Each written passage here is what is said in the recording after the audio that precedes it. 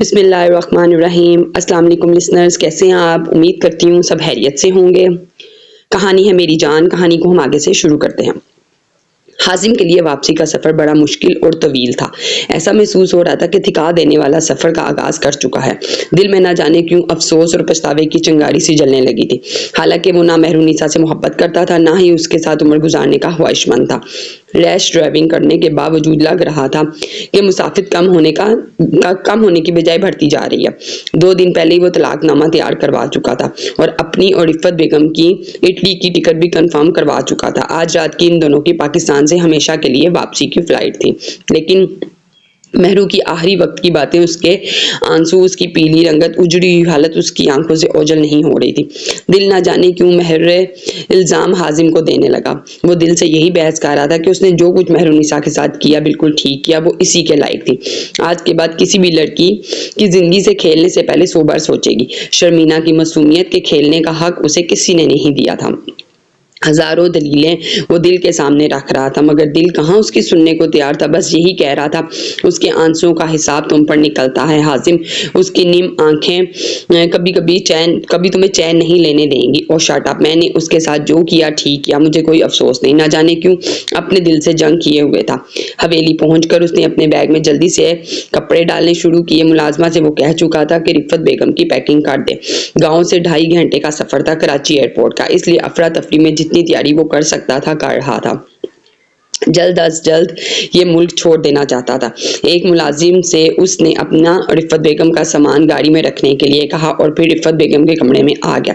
वो भी तैयार थी, चुप भी थी। हाजिम ने चलने के लिए कहा तो वो खड़ी होगी। हालांकि हाजिम ने इन्हें ये नहीं बताया था कि वो इन्हें इटली लेकर जा रहा है। हैरान कुन बात यह थी कि रिफ़्फ़त बेगम ने भी हर बार की तरह हाजिम से सवाल जवाब नहीं किए थे, जैसे पहले वो किया करती थी। वो पाकिस्तान छोड़ने के हक में बिल्कुल नहीं थी, क्योंकि यहाँ शर्मीना की कब्र थी। हाजिम को लगा कि अगर उसने रिफ़्फ़त बेगम को बता दिया कि वो इन्हें इटली लेकर जा रहा है तो कभी जाने के लिए रजामंद नहीं होंगे, इसलिए इन्हें अनजान ही रखना चाहता था। दूसरी हैरत का हाजिम को कराची एयरपोर्ट पहुंचकर लगा।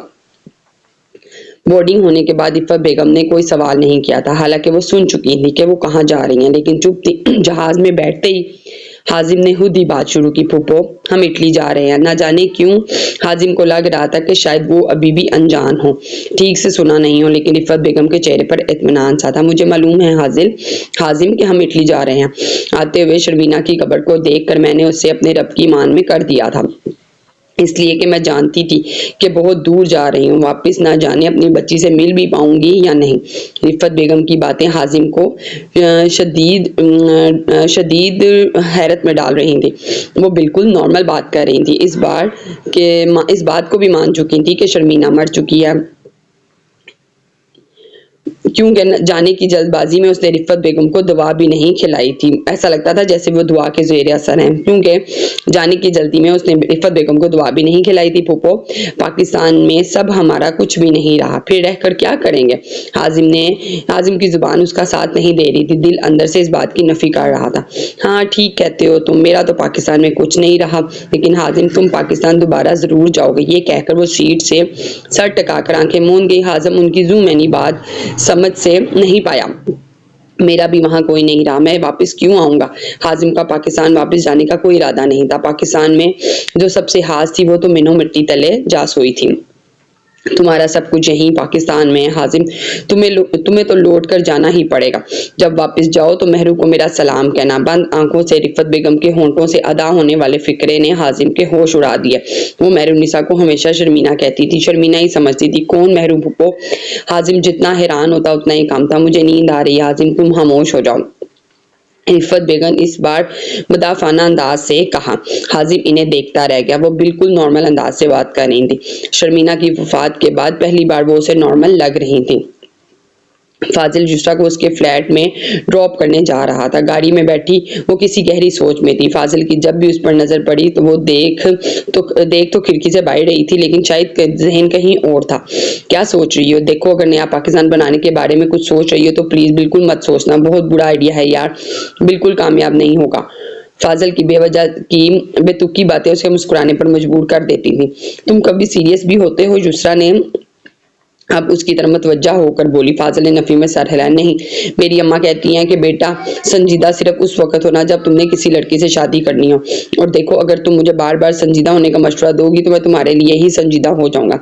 फाजिल की बात पर युसरा ने मसनूई गुस्सा दिखाया। जानती थी ये बात भी वो मजाक में कह रहा है। तुम्हारी बीवी तो बड़े फायदे में रहेगी, वैसे शोहर के साथ साथ उसे एक तमसरा भी मिल जाएगा जी बहलाने के लिए। युसरा ने कहा तो उसे जलाने के लिए था, क्योंकि वो संजीदा कभी होता ही नहीं था। तो फिर क्या ख्याल है, वो खुश नसीब है तुम बन जाओ ना, सच में लाइफ बन जाएगी तुम्हारी। हर वक्त तुम एक दुखी सी आत्मा बनी रहती हो। जब जब मैं तुम्हें देखता हूँ मेरी, ये कहकर उसने कोफा ज़्यादा मुंह बनाकर युसरा की तरफ देखा। मेरी क्या, युसरा ने इस्तफामिया अंदाज में पूछा। तुम्हें देखकर मेरी हंसी छूट जाती है, ये कहकर वो हंसने लगा। युसरा ने किन अखियों से फाजिल को देखा था, फिर तब कर बोली वेरी फनी। ये कहकर वो फिर से खिड़की से बाहर देखने लगी। फाजिल तुम्हारी बहन कब से गूंगी है? बचपन से, फाजिल ने बर्जस्ता जवाब दिया। बचपन में उसे गर्दन तोड़ बुखार हुआ था और गलत ट्रीटमेंट और इलाज से उसने अपनी कुव्वत गवाही खो बैठी। जानती हो युसरा, पूरा दिन हमारे घर में एक मौत जैसी खामोशी छाई रहती है। जो अम्मा तुम्हें इतनी बतूनी लग रही हैं, पूरा दिन बस खामोशी से अपने काम करती रहती हैं, और अनाबिया वो तो है ही चुप, बस अम्मा के साथ खामोशी से मदद करवाती रहती है और फारिग वक्त में डाइजेस्ट लेकर बैठ जाती है। अम्मा मेरे ड्रामे और फिल्म देखकर मेरी गलतियां निकालने की कोशिश करती रहती हैं, लेकिन घर में खामोशी ही रहती है। इसलिए मैंने खुद को बिला वजह बोलने का आदी बना लिया, ताकि घर में हर तरफ छाया सुकून टूट जाए। मुझे देखकर अम्मा और अनु का चेहरा खिल सा जाता है। ये बात करते वो बिल्कुल संजीदा सा था। इस गूंगेपन का कोई तो इलाज होगा, पाकिस्तान में तो नहीं है लेकिन बाहर के ममालिक में है, इसलिए दिन रात एक कर रहा हूँ ताकि जल्द से जल्द पैसा जमा कर अपनी बहन का इलाज करवा लूँ, ताकि वो खूब बोले, खूब बातें करे, और इस वक्त मैं चुप करके सुनूंगा। फाजिल की बात पर युसरा ने बर्जस्ता बोली।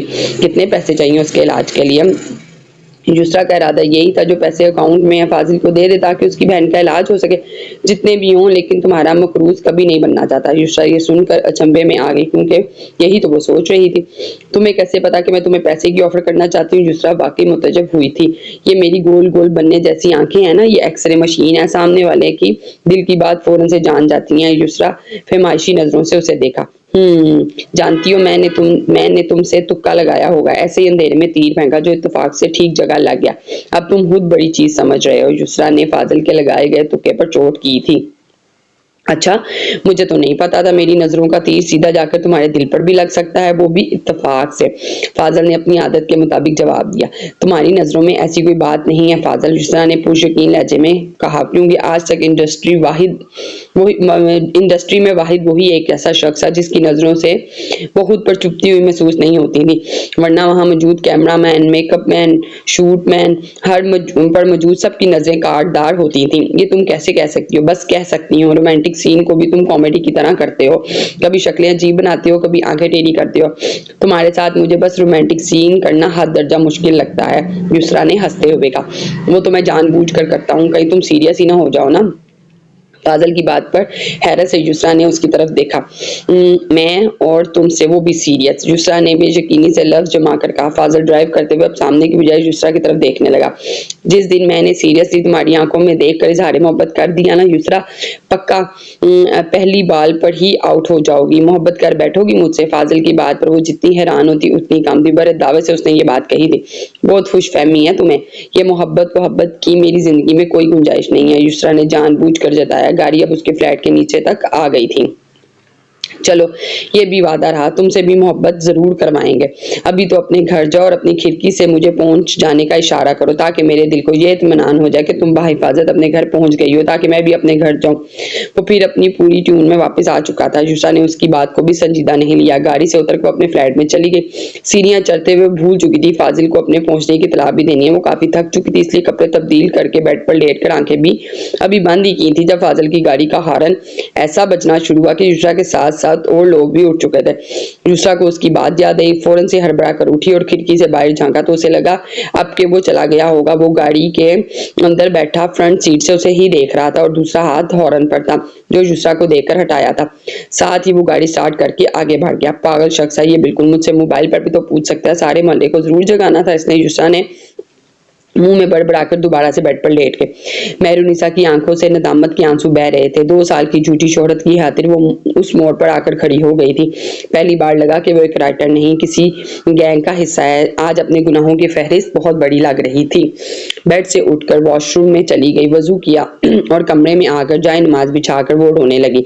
रोते रोते सलात तौबा के नफल अदा किए, लेकिन जब दुआ के लिए हाथ उठा तो उसे लगा कि हाथों पर इतना बोझ है कि शायद वो दुआ के लिए नहीं उठ पाएंगे। कभी शर्मीना की बातें याद आने लगी, कभी इस लड़की जिसने भागकर शादी कर ली, कभी अपने परस्तारों पर लिखे तबसरे आंखों के सामने घूमने लगे। हमारा जी चाहता है हमारा शोहर भी एहतशाम जैसा हो।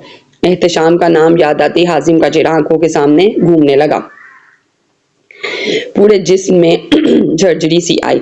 हाजिम का तस्वुर भी इस दिल दहलाने के लिए काफी था। हमारे माशरे में अगर किसी नापसंदीदा शख्स से शादी होने पर भी और शोहर के अच्छे रवैये को देखकर उसे अपना ही लेती है।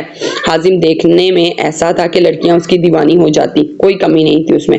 हैंडसम नौजवान था, पैसा भी उसके पास बेतहाशा था, बजाय उसमें सारी खूबियां थी, लेकिन सिर्फ जानवरों वाली थी। कोई भूखा कुत्ता या भेड़िया जिसे बहुत दिन बाद उसका कोई शिकार मिला हो।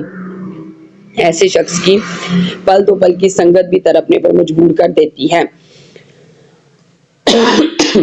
सॉरी। कोई भी लड़की ऐसे शख्स की उम्र भर की संगत कभी नहीं चाह सकती। आज मेहरुनिसा को अपनी हर कहानी झूठी लग रही थी। ऐसा शख्स जो सिर्फ हैंडसम हो, दौलतमंद हो, लेकिन सिर्फ में जानवर जैसा हो, वो किसी लड़की का क्रश कैसे हो सकता है?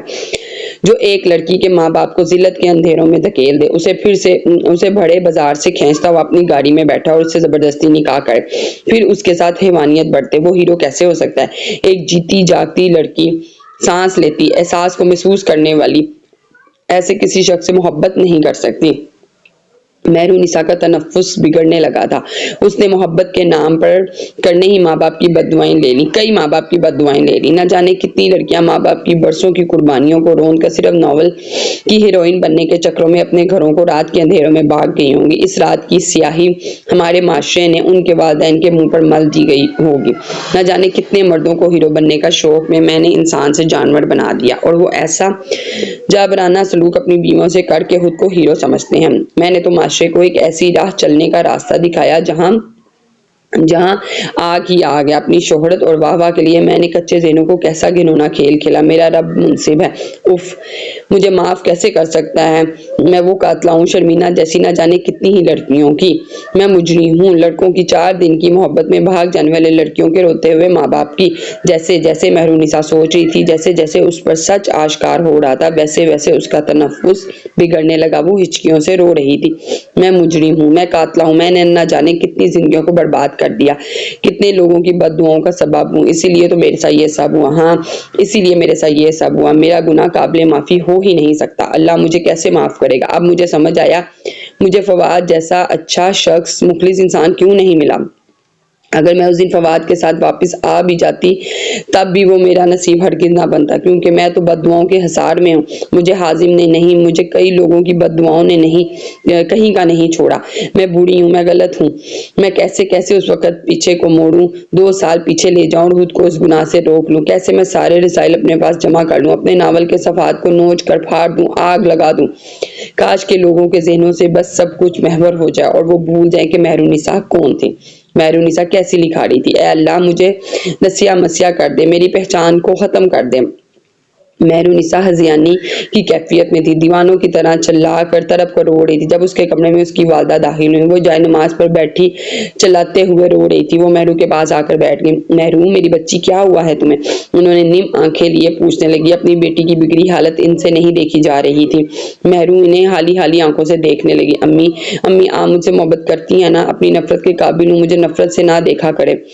मेरी वजह से आप बाबा और माशरे में सर उठाकर जीने के काबिल नहीं रहे। अम्मी, अम्मी, मैंने आपको किसी काबिल नहीं छोड़ा, मुझे मारे, मुझसे प्यार मत करे, मैं इस काबिल नहीं हूँ। मेहरू अपनी वालदा का हाथ पकड़े अपने मुंह पर मारने लगी। उन्होंने अपना हाथ खींच लिया। तुम्हारा कसूर नहीं है मेहरू, मैं जानती हूँ तुम अपनी मर्जी से नहीं भागी थी।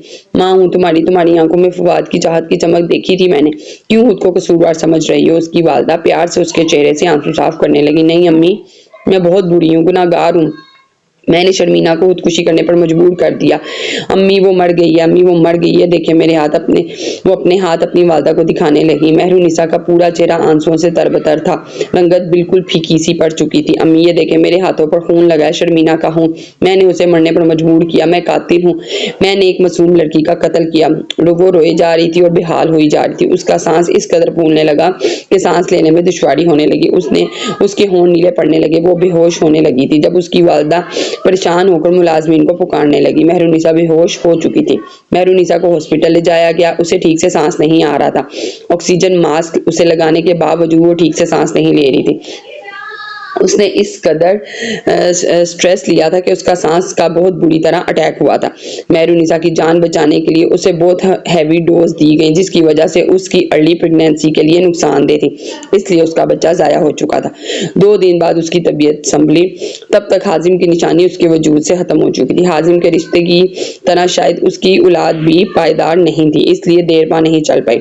अब वो मुकम्मल तौर पर आज़ाद हो चुकी थी, लेकिन बहुत बीमार भी रहने लगी। 2 माह बाद वो कुछ जिंदगी की तरफ लौटी। बहुत वक्त बाद अपने अंदर एक नया अज़म लिए वो अपनी राइटिंग टेबल पर बैठी थी।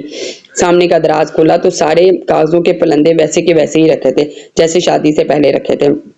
क्या कुछ ना दोबारा से याद आया। फवाद से मुलाकातें, शादी की तैयारियां, फिर हाजिम के साथ गुजरे 6 माह वो काम सी गए। कहाँ कुछ गुजर गया इन 6 माह में। महरू की पूरी शख्सियत तक बदल कर रह गए। खुद को झटका और चंद कागज बाहर निकाले, अपना कलम पकड़ा और पहले बिस्मिल्लाह लिखा। लेकिन नीचे लिखने के लिए लफ्ज खोने लगे थे, क्योंकि आज उसने सच लिखना था। लोगों को कोई ख्वाब नहीं दिखाना चाहती थी। वो जहन में कहानी बुन चुकी थी कि कहानी का पूरा प्लाट जहन में महफूज था। आज उसने इस ऐसी लड़की पर कलम चलाना था जो घर से भागकर कहीं की भी नहीं रहती, बिना किसी हसीन ख्वाब के। तस्वीर का एक सच्चा और तलख रूप दिखाना चाहती थी, लेकिन लफ्ज खोने लगे थे। पहले उसने जहन में हीरो हीरोइन के नामों को तरतीब देना शुरू किया। शाह अफंदी, जरशाह, शाहमीर खानज़ादा, वही नावल्स में लिखे जाने वाले रवायती से नाम जो कम ही हकीकी जिंदगी में सुनने को मिलते हैं। महरू ने जहन को झटका। इस बार एक आम इंसानों के होंगे नाम। हीरो का नाम उसने जैन रखा और हीरोइन का नाम माहरू। पहली सतर लिखनी बड़ी मुश्किल लग रही थी, क्योंकि कलम को वो आज कलम के अदाब के साथ चला रही थी। उसे आजाद नहीं छोड़ा था। एक छोटा सा चंद सफ़ात पर लिखा जाने वाला अफसाना महरुनिसा 8 घंटों में मुकम्मल किया था। कई बार कलम रुका, आंसू टपके थे। एक ऐसी लड़की की कैफियत को लिखना जिसने माँ बाप की इज्जत की बजाय 4 दिन की मोहब्बत को अहमियत दी थी। घर से भाग जाने से पहले कितनी बार उस लड़की के ज़मीर ने इस लड़की को झंझोड़ा होगा। उसे ये याद दिलाया कि कब उसके माँ बाप उसका पेट भरकर खुद भूखे सोए थे। उसकी ख्वाहिशात की खातिर अपनी कितनी ज़रूरतों को पसे पुश डाला था।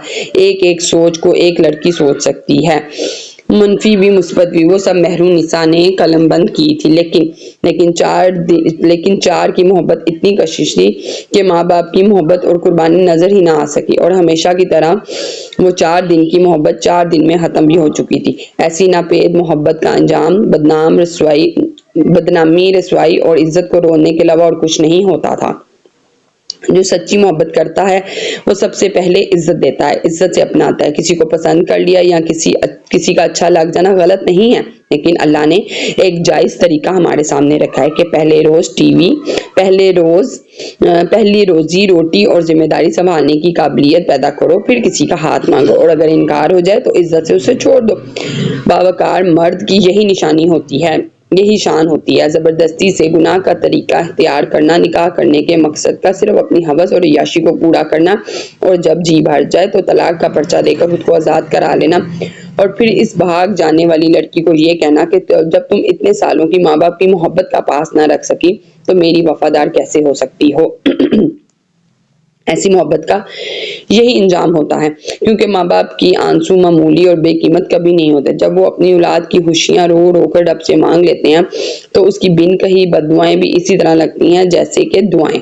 आज उसने मोहब्बत की बजाय इज्जत की अहमियत पर लिखा था, और आखिर में ये लिखा कि बात जब इज्जत और मोहब्बत के बीच में आ जाए तो लड़कियों को इज्जत की चादर ओढ़ लेनी चाहिए। कहानी के आखिर में जब उसने अपना नाम लिखा तो हाथ बुरी तरह कांपे थे। जानती थी जिस शोहरत के सूल के लिए कलम के जरिए झूठ, ख्वाब और नफसी ख्वाहिशात को आज तक तरजीह दी, जब इसी कलम को हक और सच के लिए इस्तेमाल किया जाए तो पहले शोहरत ही छिनती है।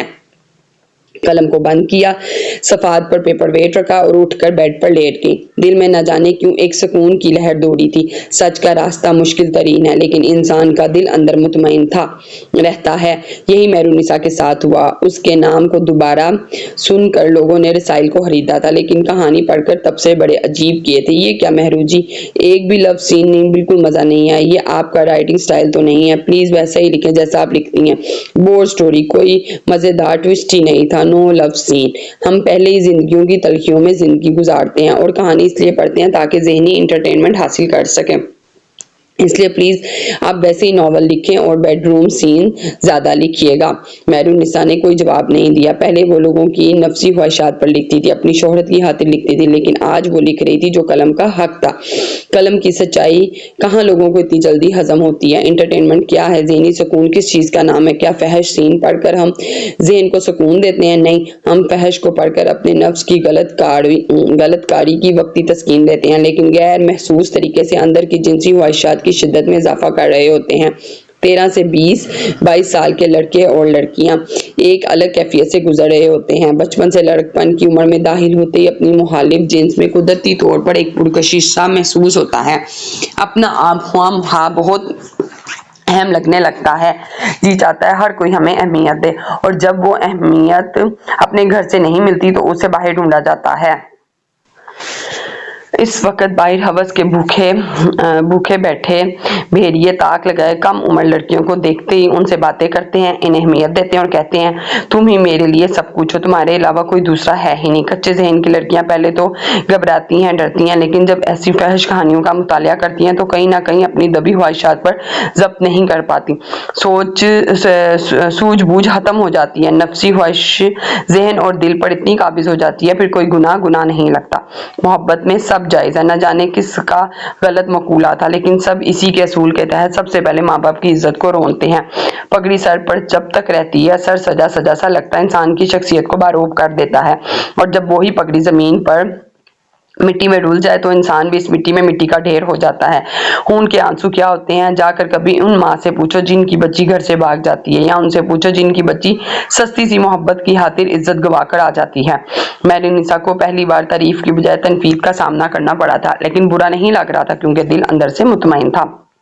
जकी के बैलेंस अकाउंट में रकम अब अच्छी खासी जमा हो चुकी थी, इसलिए उसने अपने 1-2 कमरों का फ्लैट खरीद लिया था। अब उसे अपना दादा का स्टूडियो चलाना था। इतने पैसे और नाम तो वो कमा चुका था कि अपने बलबूते पर अपने मकसद को शुरू कर सके, इसलिए मंजूर साहब के नाम की लाठी की उसे अब जरूरत नहीं रही थी। जकी ने जब इन्हें ये कहा कि वो अब उनके साथ काम नहीं करना चाहता तो मंजूर साहब तो ये सुनकर ही हैरान परेशान रह गए। इन्हें लगा था बाप के मुतकाबिल खड़ा रहने के चक्कर में जकी उनको सोने के अंडे देता ताउम्र रहेगा, सोने के अंडे ताउम्र देता रहेगा।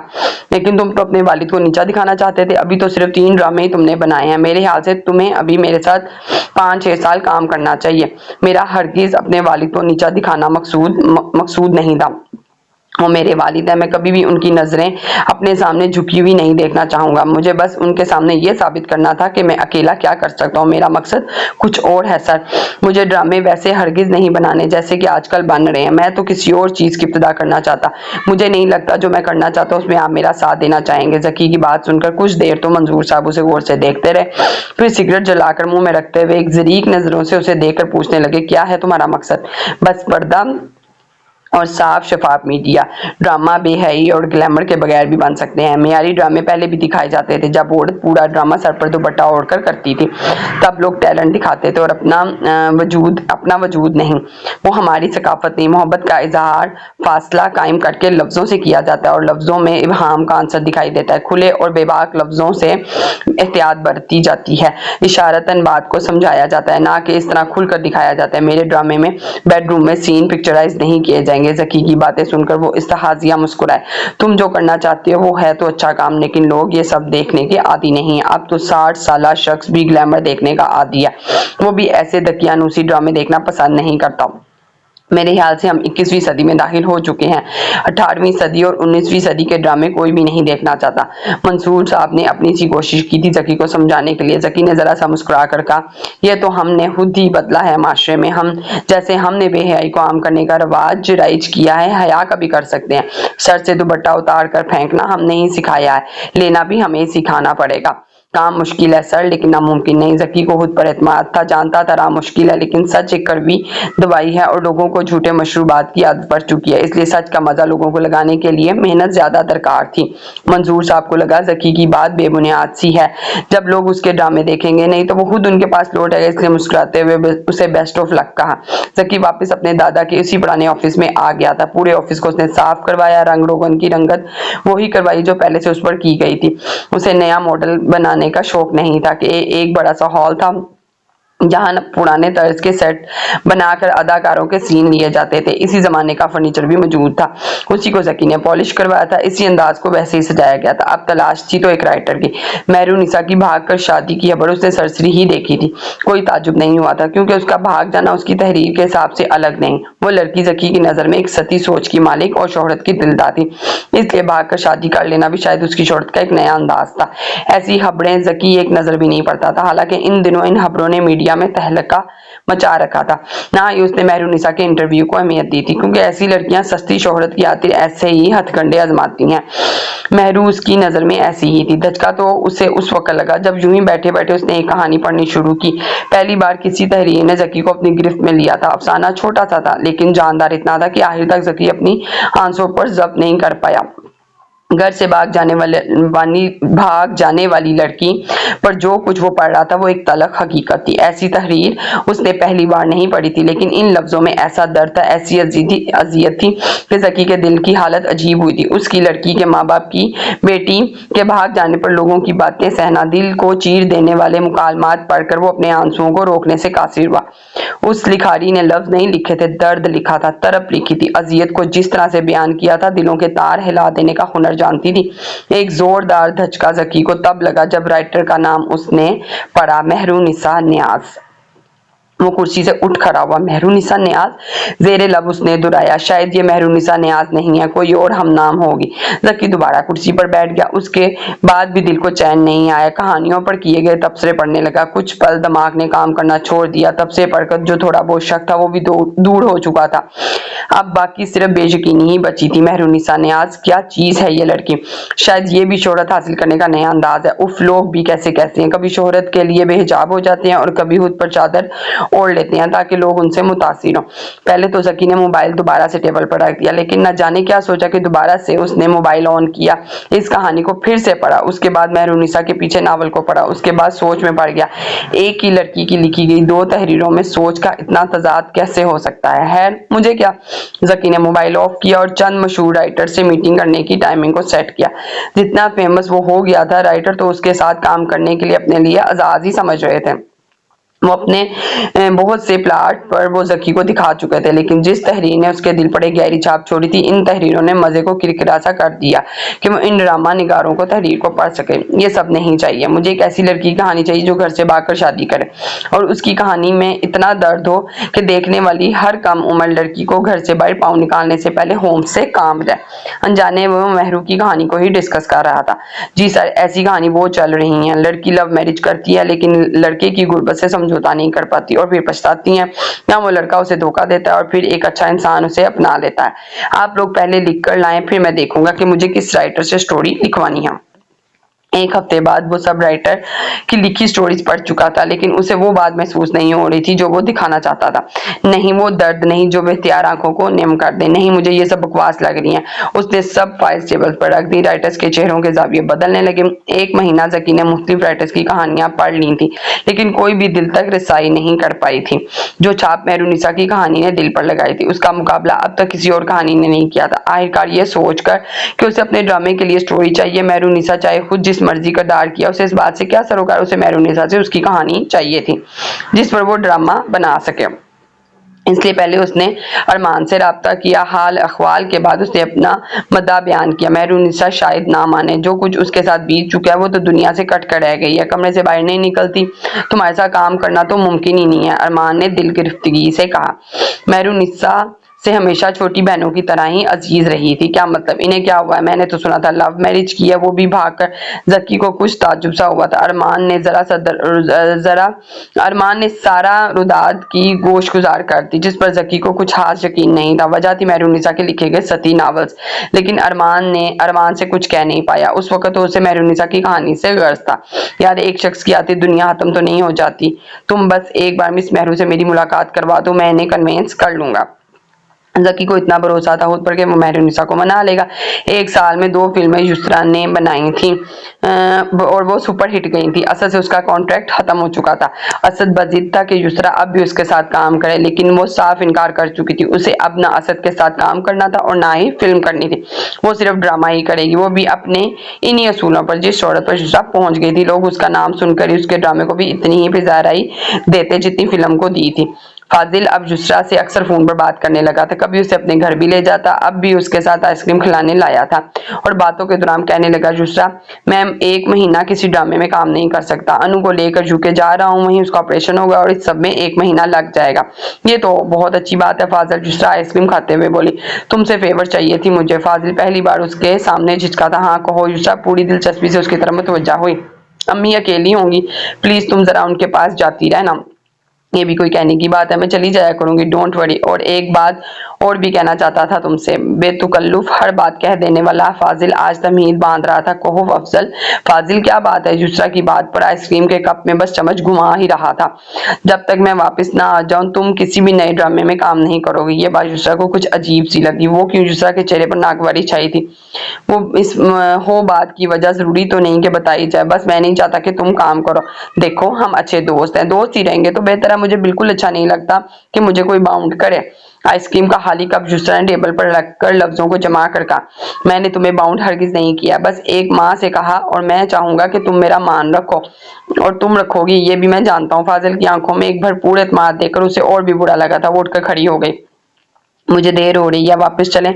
युसरा मजीद इस मौजू पर बात नहीं करना चाहती थी। फाजिल ने मेन्यू बुक में पैसे रखे और युसरा के साथ बाहर निकल गया। जान गया था उसकी बात मानने के मूड में है और ना ही मजीद उस पर बात करेगी। हाजिम को इटली आए हुए काफी दिन गुजर गए थे। शाइस्ता बेगम और सुहेल साहब रिफत बेगम का बहुत ख्याल रख रहे थे। हाजिम दोबारा से अपनी जॉब स्टार्ट कर चुका था। बज़ाहिर सब कुछ ठीक था। अगर कहीं बेचैनी थी तो वो उसका दिल था, जिस पर वो नजरें फेरे हुए था। रात को दोस्तों के साथ मूवी देखने सिनेमा चला गया। फिल्म एक लव स्टोरी पर थी। इस पर विलन एक लड़की को किडनैप कर लेता है और वो रो रो कर उसकी मिन्नत कर रही होती है, उसे छोड़ दे, वहां से जाने दे। इंग्लिश मूवी थी। वो लड़की हाथ जोड़े शख्स की मिन्नत कर रही थी। न जाने क्यों इस हीरोइन की सिस्कियों में हाजिम को मेहरुनिसा की सिस्कियां सुनाई देने लगी। मुझे छोड़ दो हाजिम, मैं तुम्हारे साथ नहीं रहना चाहती। दिल एकदम यकबबारगी धड़का था। पूरे हॉल में खामोशी थी। आवाज ही तो मेहरुनिसा की सिस्कियों की। हाजिम को पहली बार उन सिस्कियों ने बेचैन करना शुरू किया। फिल्म का सीन बदल चुका था, लेकिन हाजिम को सिर्फ सिस्कियां सुनाई दे रही थी। इस फुल एसी सिनेमा हॉल के सर्द माहौल में वो पसीने की बारिश में भीग चुका था। फिर अपनी दोनों उंगलियां अपने कानों में ठोंस ली। खुदा के लिए चुप हो जाओ मेहरुनिसा, वो इस कदर चिल्ला कर बोला कि पूरे हाल में बैठे लोगों ने पलटकर हाजिम की तरफ देखा। अरमान ने जब मेहरुनिसा से जकी का जिक्र किया तो उसने साफ इनकार कर दिया। अरमान भाई, मुझे किसी से नहीं मिलना, मैं जिस हाल में हूँ इसी हाल में खुश हूँ। मेहरू कमरे में बंद रहकर